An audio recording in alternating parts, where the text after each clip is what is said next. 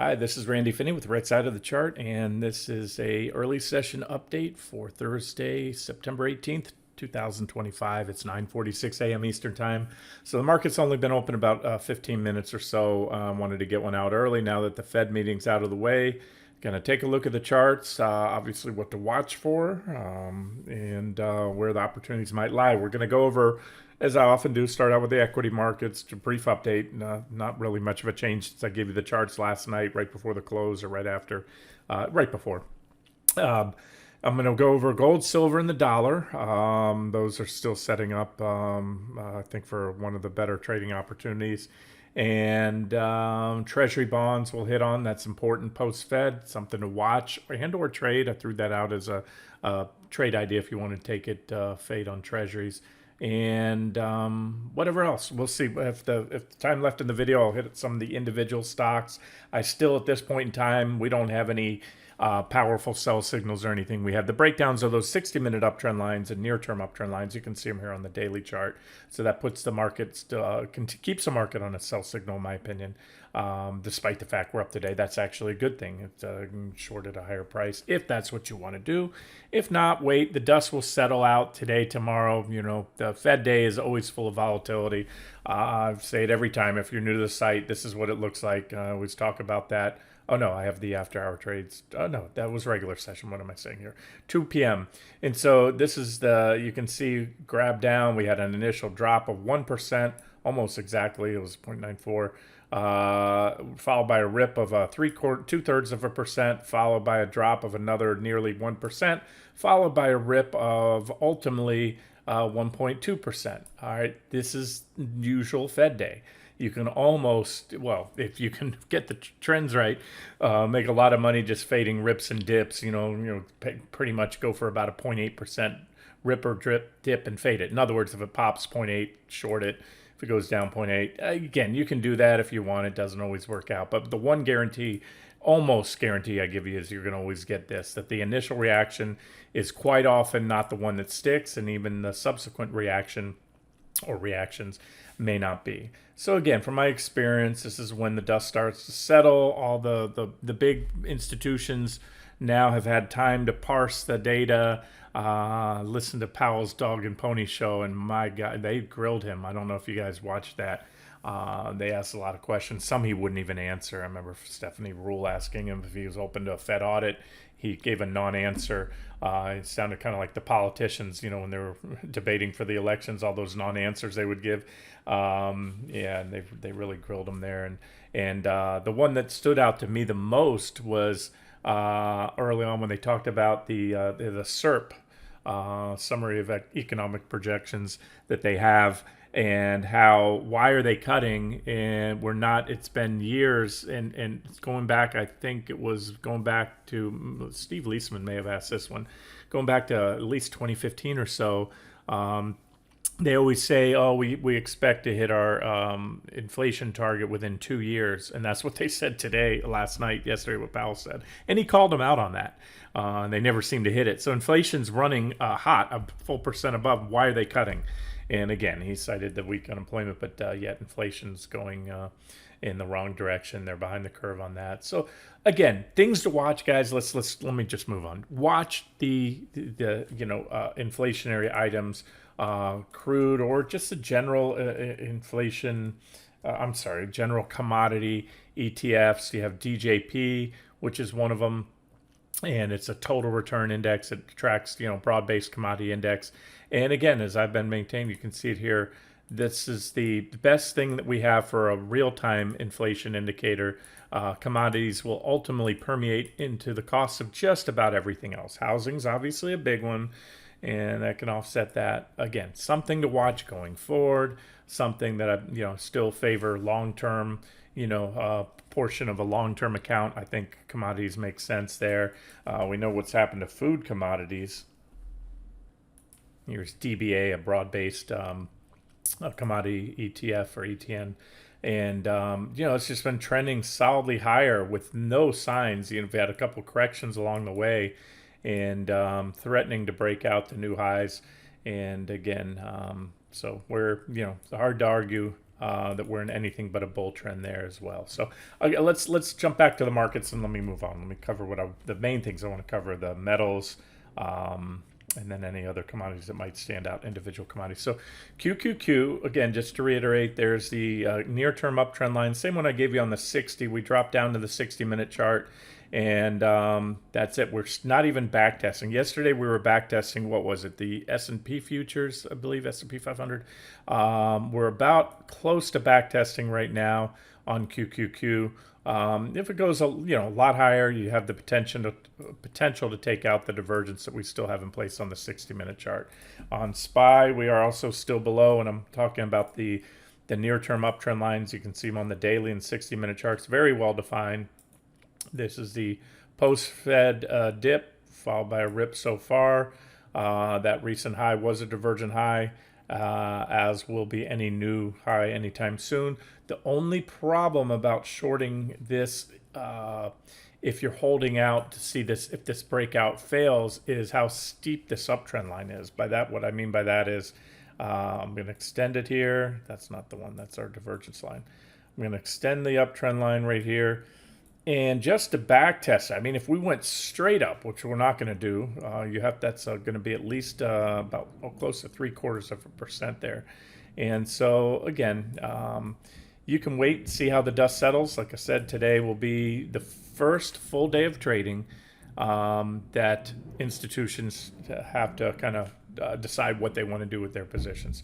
I can tell you, I don't have all these charts queued up. I've been talking about I follow short interest on the majority. A lot of the big market leading stocks, the ones that matter the most, are at or near 52-week lows, coming off that.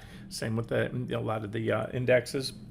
And so again, there's anything's possible. Blow off top is possible, big rally, but this market is still very heavy. It feels like a wet blanket right now. And if you look at it, we're really where we were right before the Fed here on the S&P 500. And then small caps still need to take out this trend line. You have the minor uptrend line here, and that is to make a case for an add-on or a new short entry. This was that the post-Fed whipsaws, completely normal. The minor uptrend line, once that goes, should take you down to this larger trend line that comes off the April lows right there.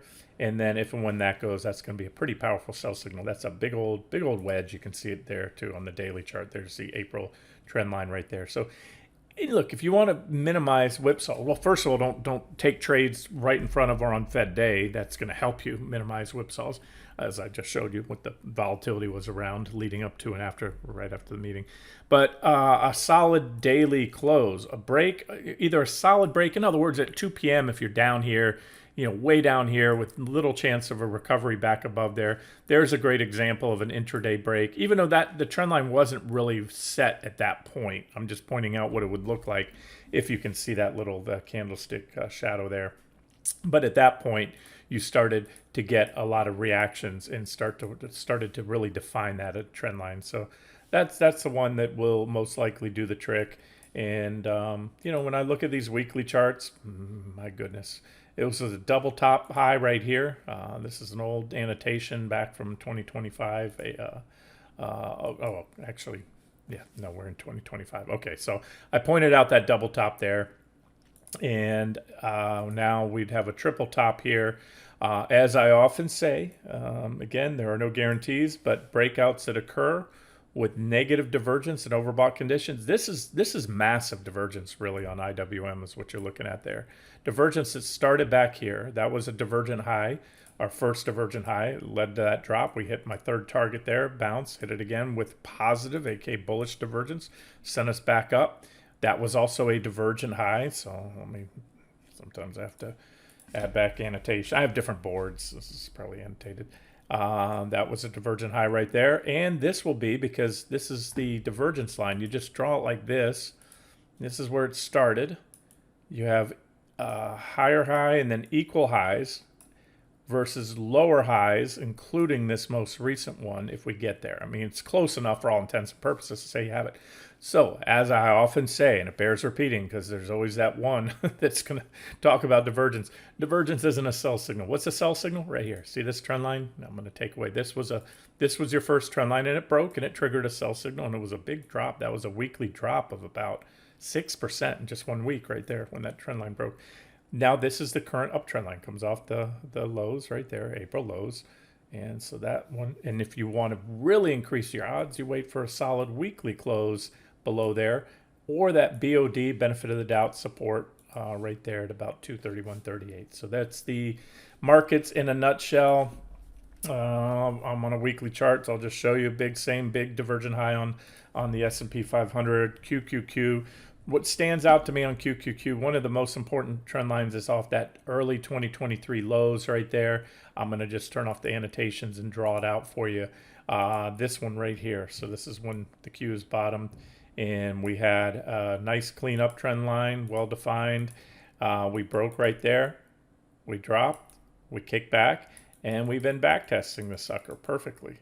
And now a back test. The problem with back testing is, if you're looking to short, you can continue to back test, and sometimes you take back the trend line and then it's recovered, and that's nothing but bullish. However, if you finally get a rejection, a big red weekly candle off there, that is usually the kiss of death that tells you the back testing's over and you're going to get rejected off that trend line. So we'll see where we go. All I can tell you definitively, here's the facts. We are now oversold. We're approaching that 70 level on the RSI. That doesn't always do the trick, but when you have consecutive overbought, I'm sorry, guys, this is overbought. That's oversold down there on the 30. Oversold is where you want to go long, which we were doing on the April 7th lows, covering shorts, going long. And sometimes it's one and done. Sometimes you have one, and then you have a higher one. This is what divergence is. This is negative divergence. Each one of these overbought conditions has been at a lower level. That's the divergence line right there. That's the divergence we've been building in the NASDAQ. There's the trend line. There's the back test. So we'll see where we go. Again, this is just pure technicals. I know right now the crowd mentality is foaming at the mouth bullish. Even though that, my takeaway was Powell was kind of wriggling up there at the podium, getting grilled pretty hard and just not able to answer the questions properly. Kind of came across like they don't know what, and we know that they don't know what they're doing. The Fed's always been historically behind the curve and reactive, not proactive. And then, of course, the questions about, what's his name, the guy from the White House now on there with 5 rate cuts in there, almost a joke. It's become comical. And then they did ask him the question. He refused to answer. He gave another non-answer as far as that the politicizing of the Fed. It's a done deal now. We know it's not debatable. We know what's going on there, and whether or not you think that's a good thing, and it could be for the stock market. If they just juice the stock market at the detriment of bonds, let's talk about that. Because again, this video is about things to watch and trade ideas. So there's TLT, the 30-year bond. Most recently, is mentioned here, we had a breakout above this downtrend line right here. Fairly well defined, just broke out. This is a weekly chart I'm on. This scenario is still a potential scenario where I have a breakout to new highs in yields, multi-year, even multi-decade highs. If that happens, we'll probably have a pretty good drop down, and then could put in a bigger divergent low. We came just a hair shy of putting in a divergent low before this breakout. So I'm still leaning towards, but I'm just more of watching this, but open to this failing. If it fails, that's going to be pretty powerful on TLT. And so let's drill down to the shorter term charts. I gave you a 60-minute chart of ZB and TLT the other day. We're up here, right here at this resistance. This is all post-Fed noise. I said it's good for at least a fade rally, pullback trade coming back to right here. And that's what it did. Went slightly higher. Again, Fed noise. I always tell you I pull or widen stops on Fed days, if any positions that I have.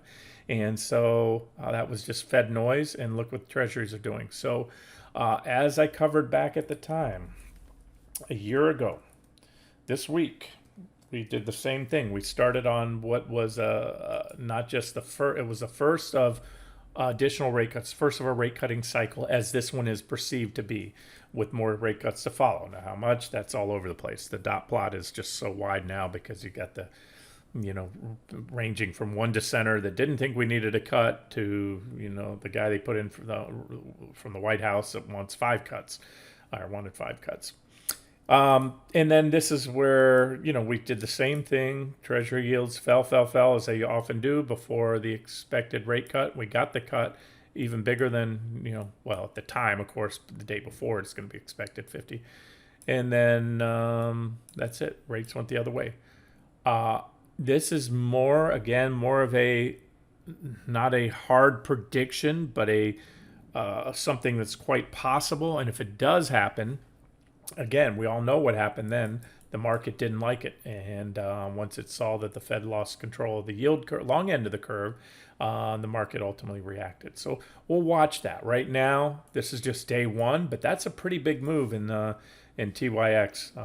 And you can see it also came off support. TYX is the yield of the 30-year bond. I'm watching the 10 also, but this is the long bond. I'll usually trade the long bond. You just get more juice. It's the analogy I use why I usually will trade the NASDAQ 100 over the S&P 500. They're both going to move in the same direction during the trends. The NASDAQ just goes up more and during those trends in percentage terms, and tends to fall more in percentage terms in almost all points in time, unless the financials are getting clobbered for some reason. Then you could have the S&P actually keep up or even outperform. All right, so there it is, about a 1.15% drop. If you took it, like I said, you're coming up. There is some support here. They could buy the gap. So far they did a minor reaction, but this is the really nice support right here, where if you're looking to reverse and get back long, you could try that. And if you don't want to trade treasuries, again, just watch this and see what happens. Because if we break this support level, that's a really nice level with these 2 major reaction highs, this trading range. If we clearly fall back in there, you can see if we take it out, I have my next support down here, 87-ish, a little above that. That's going to be pretty bearish because it's going to start to tell the markets the same thing's happening, that the bond vigilantes are showing up. They're concerned about, the impact of, the Fed losing its independence and, succumbing to the pressure of the White House, and meaning to lower rates. It's good for equities, but if the bond market becomes concerned about inflation or our ballooning federal deficits and the fact that we might not be able to pay back 30-year bonds when they mature and 10-year bonds, we'll always, I don't think we're going to technically default, but they have what they call a strategic default, where they basically print more money to pay back existing bondholders. So you're getting, quote unquote, your money back in dollars, but those dollars are worth a whole lot less because we've deflated our currency. That's how that works. So we'll see. Again, just something to watch. Now more actionable stuff. Let's get to the metals. Before I start there, I'm going to go to the dollar. The dollar, as I've been pointing out for months now, is at the bottom.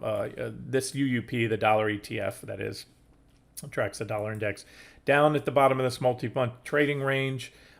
This is my weekly chart. We've already hit that first target resistance level. We took out the downtrend line there. We had a bullish PPO crossover there.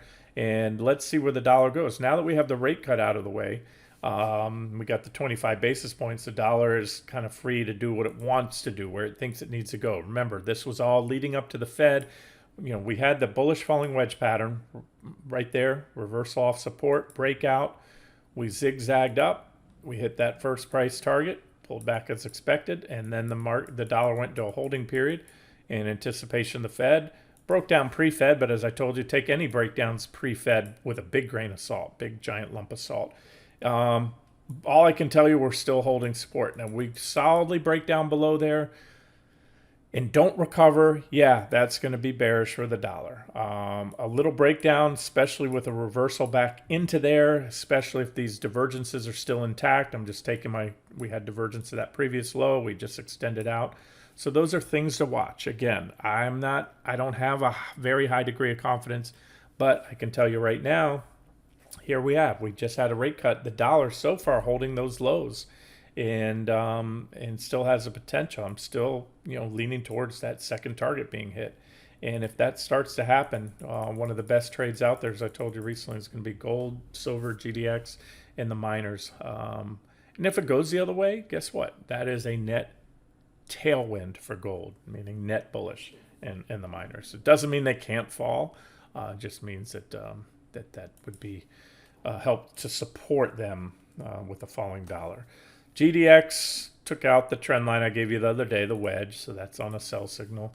And so far it's fallen about 3.5%, still well above that first target right there, the uptrend line intersecting 65.82. These are the levels I gave you last week, I think it was. And these are all, again, my confidence will go up a lot more if I start to see the dollar rally now. And those are all potential targets. But as I've been saying and always do say, you're going to have gold breakdown. This is my 60-minute chart of gold. This is a rising wedge on the 60 right there. That's a divergent high, negative divergence. A pretty clean trend line comes in here, catches all these reaction lows there, and we're flirting with it right now. Again, it's one that I think will break down. Now you can see in the last week, this is all kind of topping around the Fed. This is the level that needs to go. You want to set a price alert. You want to wait for a higher probability sell signal on to short gold, silver, or GDX. Then you want to see this level go. It's about 333.25. I'm going to set a price alert right there. And there's a lot of thin air because if you look at my volume at price histogram bar, I'm going to turn these up for you so you can see them. All right, so this was that multi-month trading range in gold right there. That was the breakout. Very few bought that breakout. That's what this volume price histogram tells me, how much volume or how many shares are traded at a certain price. So that we just whipped right on through there. And so those things work similar to gaps. Once entered, they're usually backfilled. So that would be a target there. It's going to be from yesterday's high, a drop of about 6% in gold, as I often talk about. GDX will go up and down in the almost always, not always, but almost always in the same direction, but at a multiple of gold, meaning when gold drops, GDX will drop more, and when gold goes up, GDX will go up more. So that's kind of what you need to see to happen on gold. And then silver has really gotten hot and ahead of itself here. There's that most recent divergent high. It's all divergence, building. Big divergence, and plenty of meat on the bone to my first target there, about a 7.5% drop. You've got both nice price support and uptrend lines. So this is a level I put very good odds on a reaction if and when hit. I also think it has a pretty good chance. It's going to have a much better chance if gold breaks down below that support I just gave you there. So. And then certainly the potential for more. We'll just have to see how the charts look at the time. So there's your update on the metals. Newmont was the one I told you to watch. Kind of the 800-pound gorilla in the sector. Where are we at here? I gave you a daily chart, an uptrend line, and as I mentioned, that one. I'm telling you now, it broke yesterday, and we're still solidly below there. So there's a clear sell signal on the leader. Call this the NVIDIA, if you will, of QQQ and SPY. And so Newmont broke down, and all the other, I go through the rest of the holdings. Some of them already broke down before that. These were all covered with you in the last day or so. So you can see additional downside. So the majority of the miners have broken down. This one's starting to crack, FNV right now. And as I often say, the more the breakdown, the better. There's an example of a breakdown and back test right there on Barrick B. And I'm just clicking down in order of market cap on these guys here. This is KGC. So that's it. Most of them have broken down, and those that haven't are threatening to break down right now. All right, let's move on. Update on natural gas. Crude is up today. Typically natural gas will rally when crude falls, but natural gas is also, I gave it to you on a 60-minute chart. This is UNG. We had this breakout right there. This is, again, on the 60, you can see the bullish falling wedge. First leg up, took out that minor trend line, had a little correction, but we're struggling with this downtrend line right now. And so we need to take that out. That trend line could be morphed. This is what I call a BOD. Sometimes I'll add this. The thing is, I like to look at the charts of nat gas futures that's more pure, if you will. You don't have the decay and the costs and the expenses of this ETF. Although this thing, yet again, I know most of you trade, the majority of folks here in retail traders don't trade futures, so I'll cover these charts actively, and this is what it looks like. So there's that breakout right there, bullish falling wedge breakout. And this is it. We're zigzagging up. In my last update, I said you can buy the pullback. It's the first pullback we've had since we broke out here. Nothing goes straight up forever. That was a 13, almost about, no, 14, yep, 15, I'm sorry, percent rally in natural gas. So you're going to get a correction. That's when you want to buy. You buy dips. And then, as I mentioned the other day when we were down here, you need to break that previous high to open the door to the next target or targets. And so that's exactly where they checked it so far. We've tested, boom, boom, and we just need to pop that high, and that should, again, get us going. But charts still look constructive, and it's just one of many trades. It's a great time to be diversified. I can think of no better time right now with kind of cross currents. There's some stocks with clearly bullish charts, stocks with clearly bearish charts. We've got a mix of long and short individual stocks on the site. We have a mix of long and short commodities on the site. Long gas, short feeder cattle, live cattle, if you want to also pair that trade up, or layer it in a little extra for a little more diversity. And what I'll do here to wrap it up, I'm going to, as I like to do from time to time, go over the top components, the top 8 or 10 of the NASDAQ 100, and most of those are also the top components of the S&P 500, just to kind of get an idea of how things look there. Start out with the big dog here, NVIDIA. Still in this kind of trading range, multi-month trading range after putting in a divergent high, kind of topping out there. It's not really going down. It's not really going up either. Again, you can see where it's at. It's sideways. It's trading exactly where it was 2 months ago. And so it needs to break, as I've been saying, that recent low, about 165, should do the trick. Upside breakout, in my opinion, will be limited, but you have very steep divergences continuing to build here on these indicators. In other words, that's what a breakout would look like. Does that guarantee that it will fail? No, but it increases the odds, in my opinion. Just take that divergence line, whether it's here, and bring these lines across. The stock would have to go up quite a bit. It would probably have to power up 20% or more to take out those divergences. And again, they're not sell signals. What's a sell signal? Like I just said, a break of the recent lows now. All right, so that's NVIDIA really stalling out. Microsoft broke that trend line. I gave you a couple weeks back. We were following this price channel here. A very nice, well-defined price channel. Had that post-earnings little pop that got faded hard, put in a big divergent high, first divergent high on the daily in a while. And then I had a single level of support there at about, it says 515.98, call that 516. Everyone likes round numbers, so we'll just click that up 2 pennies. And it was defined by the bottom of the gap, that big earnings gap. It backtested, then failed, and it's been backtesting from below right now. So that's resistance, bullish if it takes it out, and bearish if it takes out the recent lows. So let me give you a line there. And you can see again, this is try to align with some support right here. There's it, about 493.50. Again, so a lot like NVIDIA, a lot of these big market leaders are kind of stalling out here. Maybe we're seeing healthy sector rotation, money out of these little profit taking. That would help support the market. But if these leaders die, meaning they all break support, they're going to take the market down with it kicking and screaming. Again, it's not my opinion. It's mathematical, almost statistical certainty due to their heavy weighting in the indexes. You can have all the 400 stocks in the S&P coming up, or 450, and if you have those top 10 drop, especially in the NASDAQ, they're going to offset it due to their huge cap weighting that they have in the indexes. Apple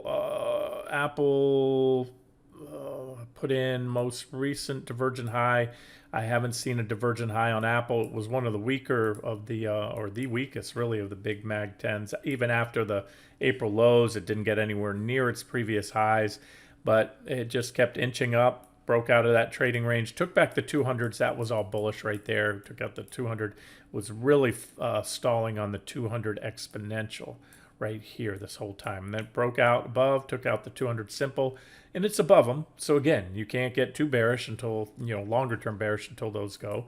But I'm going to take this line right here. It's basically an equal high right there. So what I see on Apple, and again, one to watch, breakdown right there of this wedge. And just like and not by mere coincidence, just like QQQ, a back test. So if we go up there and we take back that trend line, man, that's pretty damn bullish.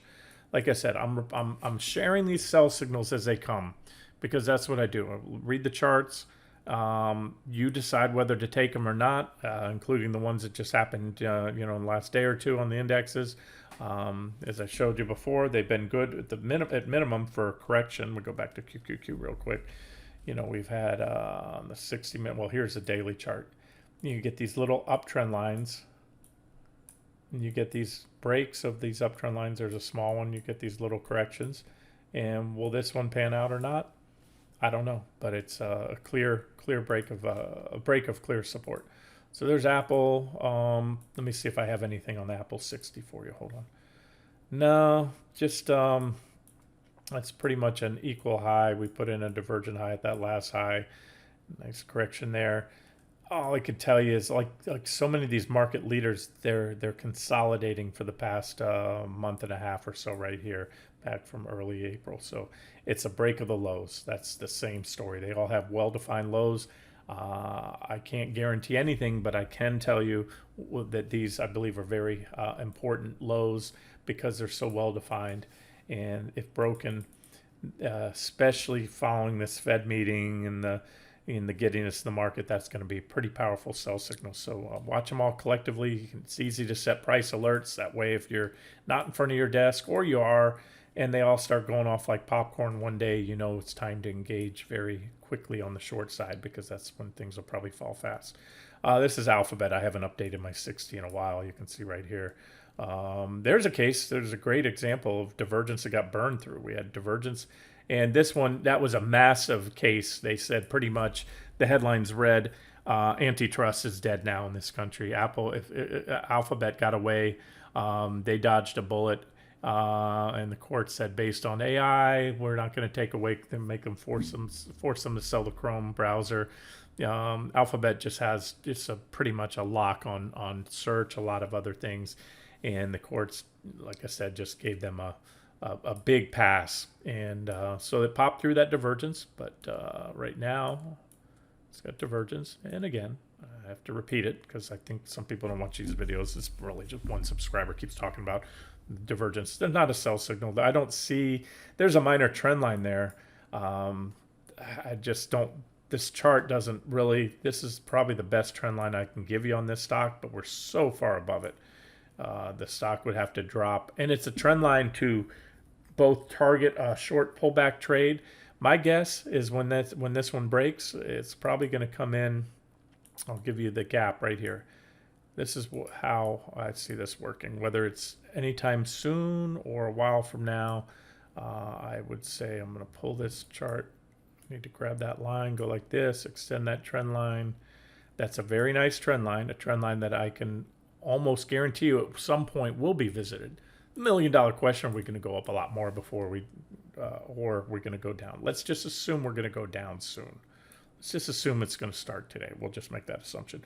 You come in like this, it would probably play out somewhere along the lines of this. Come in, they're going to buy the top of the gap, bounce it, have a reaction there, come on down, and at some point, and it may coincide if we go higher first. It may coincide with a backfill right here of this gap. And so, again, I don't have a strong conviction or opinion right now, because that's just that trend line I just gave you. There's a very minor trend line on Alphabet. The others, I can, the charts are a little more clear. Here's Amazon. I'm going to give you this trend line right here. This is a 60-minute chart. Again, a marginal new and still divergent high. And again, that one had a correction. We had a nice drop of about 11%. So again, it's more often than not, these divergent highs are followed by a trend change. And this isn't a new divergent high. It's simply an extension of the other one, increasing the divergence. Higher highs in price, lower lows, lower highs in the indicators. And when you go out to the daily chart, nothing's changed there. It's still same divergent high. The only thing I'm going to do is, this is now the trend line that matters. So I'm going to take that one away. That one already broke down. I'm just going to take it away. I'm cleaning up this chart, getting rid of some of these levels. So the way this works, I'm going to tighten it up nice and tight. Come down these lows, set a price alert, and that'll give me a heads up when this one breaks. When and if. 1, 2, 3, 4, 5 clean reactions. Nice, well-defined trend line. There's your levels to watch. Also a stock that, like many, the vast majority of stocks peaked back either in 2025, 2024. Some stocks even peaked back before that. And this one's getting back there, but it's come full circle. Just like then, we had negative divergence. We started diverging from this point. That was a divergent high. I borrowed that DH. Let me copy it. Where's my... There, no. Oh, it's a trend line. Duplicate. That was a divergent high, or what I call DH1. Sometimes I'll do that. And this is DH2, simply an extension of the same divergence. And again, not a sell signal, but that's a sell signal right there, that trend line.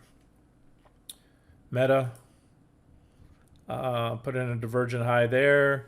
If it makes an equal or marginal new high anytime soon, that will also be a divergent high. I will simply extend that line. As of now, we're a little bit below it, but let me just put it there.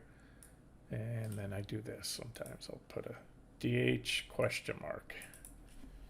And that's it. So again, we'll need to have a sell signal. I don't have a really nice trend line. I can tell you I'm going to put a line here. I think that's an important level now. I'm going to make it yellow, about 723. And then sometimes I'll drill down to the 60-minute chart and give me a little more clarity on what it looks like. That was a divergent high. This trend line was, it's a trend line. I don't want to force it. I can pull one there. I like this one better now, especially. I've got 1, 2, 3. My requisite 3 minimum number of reactions. I always say, because any 2 points can be connected at random. So now you have 3. And that's what Meta looks like. So again, price alert. And I'll let you know when these go off, guys, whether it's today, tomorrow, or 3 months from now. Set the alert. There we go. All right. And I'll just put a, you can almost, it almost looks like it wants to make that marginal new high or equal high right there. So I'll just put that line like that. Broadcom, kind of a messy chart. Great example of, this is just pretty powerful stuff. We burned through a lot of those divergent highs recently on a lot of stocks. A lot of them had news events related to them, like Alphabet. But that's it. We put in a smaller divergent high. Potential blow off top on this one. But again, you need evidence of, I look at that. I don't really see any type of solid bearish reversal pattern. I don't see any sell signals. There's a big old, very technically significant gap right there. And so if we enter the gap, we're probably going to backfill it. And then if we take out that gap, then you might have something. What you could look for, you have a cluster of candles here. We call that an island with a gap on one side. If at some point soon we gap down below that level, that would be an island cluster top. A pretty reliable reversal pattern. But as of now, no sell signals on that one. Tesla, probably look at the weekly chart. Remember, Tesla broke out of this triangle pattern back here, as highlighted at the time. You had the symmetrical triangle. You had it broke out, back tested the apex of the triangle, came up, and this is just an extension of the lower triangle line and the uptrend line, and then it started rocketing off there. It is right now, I'm going to pull this line up to where it is. Why am I doing that? Because we had a major reaction high right here and was also a shelf of support. So this one's at resistance, about as overbought as it gets. When you look at the RSI, again, overbought is not a sell signal, it's a condition. However, when you hit those extreme conditions, even if it's just temporary, there was one very close here. I hope you can see my RSI down here. The default on any charting platform, they're going to give you overbought being 70. Well, on some stocks that does the trick. On stocks like Tesla, high flyers, things like Bitcoin, throw that away. Delete the line if you want. I just add lines that to me are the levels where that stock really becomes overbought. And you can see that the big level, the extreme, is about 84.30. That's as high as the stock pretty much gets. And do you want to be buying Tesla when it's that overbought? Even when it got close to that line right there, that might not look like much, but I'm going to measure it for you. Let me try to grab that. It's going to make me move the line. Oh, I can turn it off. Hold on. All right. So again, didn't look like much, but that's a 13.5% drop. And then it powered up and got even more overbought. And then that was followed by a drop of about 56%. I give you my word, people were no less bullish on that stock back then than they are right now. This is just the nature of this. This is when the majority of retail traders want to buy. The institutions, that's when they want to sell and take profits. Unfortunately, back then, and I would have highlighted, we had a nice, clean uptrend line, very well defined to give a sell signal with a secondary uptrend line. So there were a lot of reasons to get short and stay short back then. I wish I had a better trend line. When I look at the 60-minute chart, we are at resistance, as I just showed you on the daily. When I look at the 60-minute chart, I can't make a strong case on this one to short it. I guess I wouldn't buy it with your money based on the fact that we're so overbought. We could continue to go up, but it's just the RR. And when you get that overbought, keep in mind that it seems like it's never going to stop going up, and then one day, there's an example.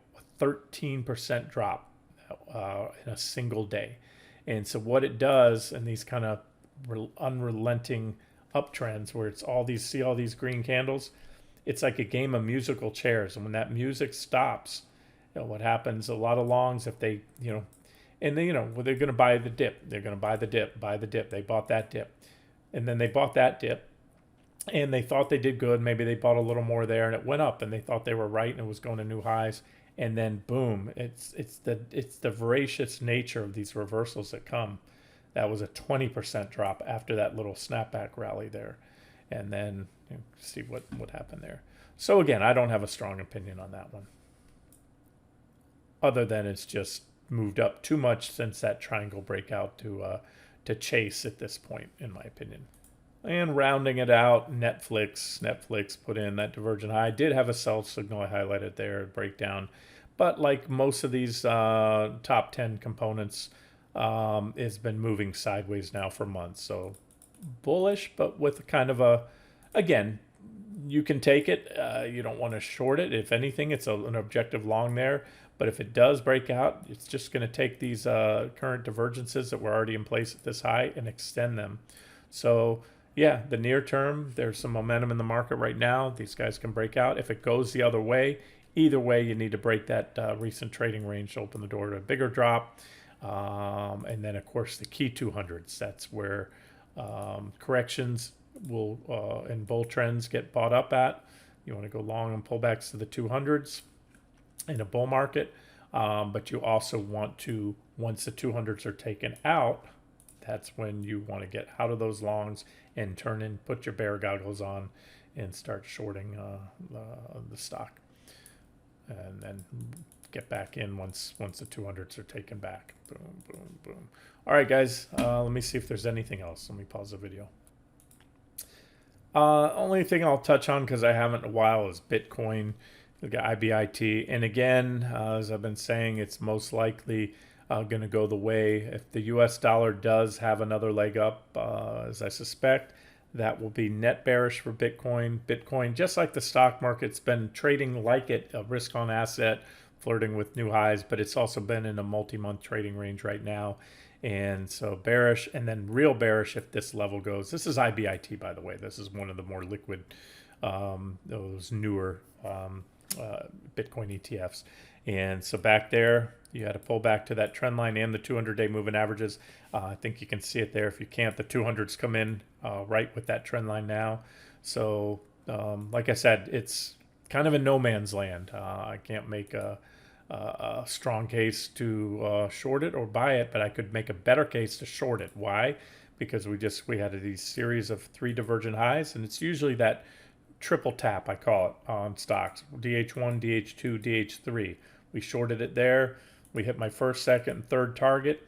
At that point, I had additional targets, but as I said right there in the beginning of April, covering all shorts, going to hard long, full long position, and I even put Bitcoin as a bounce trade idea for you then right after that. I think that was based on, must have been on the 60.